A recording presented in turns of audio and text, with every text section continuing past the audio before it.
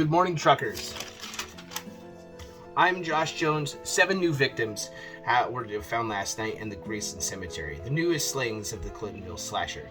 Wait, hold on. It's just in. We have a video, apparently, of the Clintonville slasher, but I must warn you, viewer discretion is advised. It looks like we found his last victim. My name is Lurch Frankenfox, and I hide in the shadows of this small town. And you are my latest victim. I am the Clintonville Slasher. Good morning, everybody. Happy Tuesday. You're watching the Clintonville Slasher. I'm your host, Lurch Frankenfox. So, welcome to day 6 of my top 10 horror movies of all time. Now, I did do my bottom 5, or my top 5. Now I'm going to do my bottom 5, starting with 6, going all the way to 10. So, today's movie is actually a movie that I have a little bit of a fan theory about. And it also is not really on anybody's horror list, and that is 1984's The Terminator. Now, I know you're going to be like, that's not a horror movie, then why did it come out in October? It came out October 26th, 1984. It stars Arnold Schwarzenegger, Linda Hamilton, and Michael Biehn. It boxed office $78.3 million, and it was directed by James Cameron. Now, a little rundown of the movie. Arnold plays a cyborg set back in time from the year 2029 to 1984 to take out the leader of the resistance, Sarah Connor. The leader of the resistance, mother, Sarah Connor. So, when he goes back in time, the leader of the resistance sent another soldier, human soldier, back named Kyle Reese. So John Connor sent Kyle Reese back to protect Sarah Connor. So, this movie is very cool.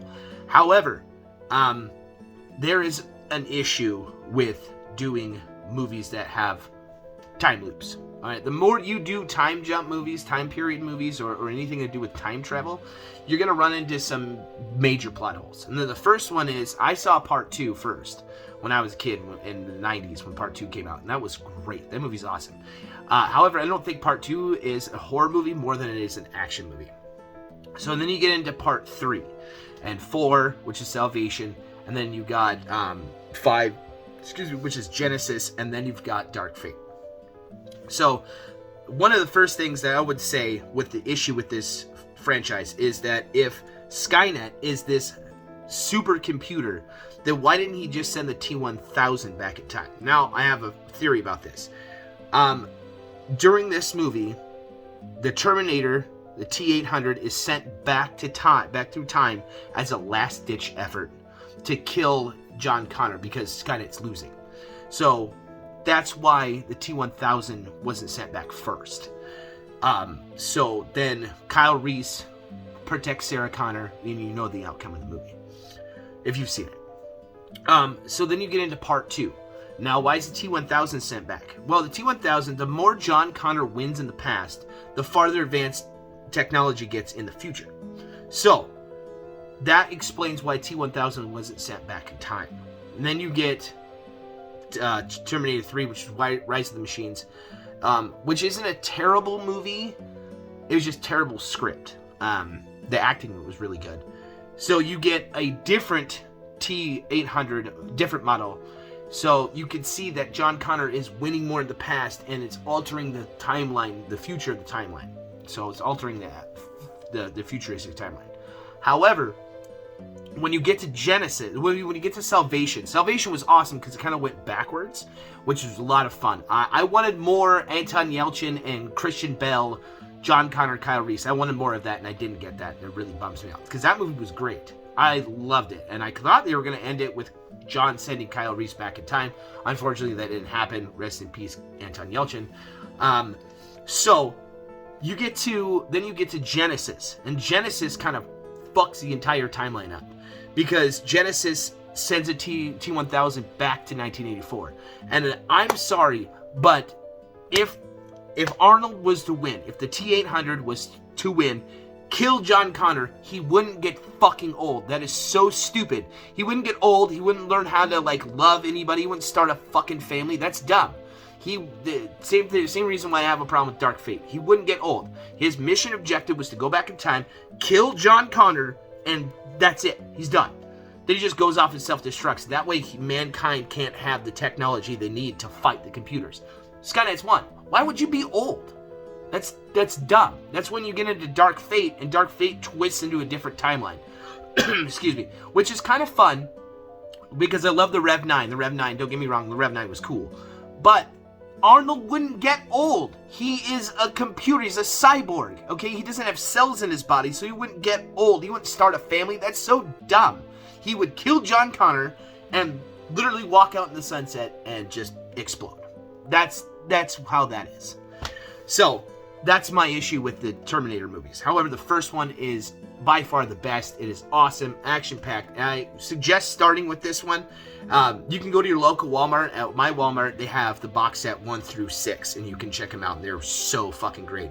So, Terminator Part 1. Now, here's my theory. And it's been suggested a couple of times throughout the internet that I've seen. But my theory is how Predator and Terminator go together.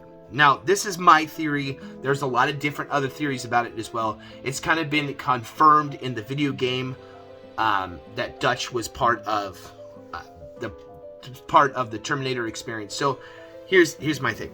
So, after the 1984